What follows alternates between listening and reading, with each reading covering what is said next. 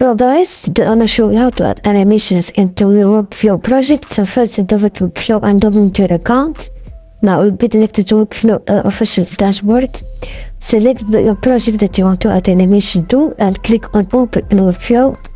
This will be redirected to the Webflow the page where you want to customize your project or add significant edits to it, like animations and content and so on.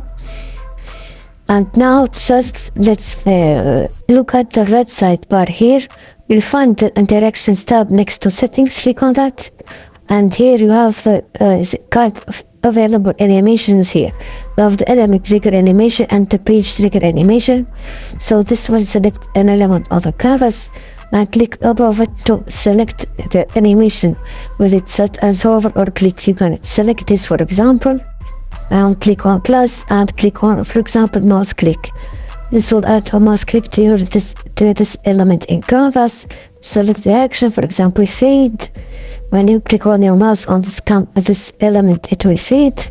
And click on the plus of the preview. You can select the preview. Here it is, the preview.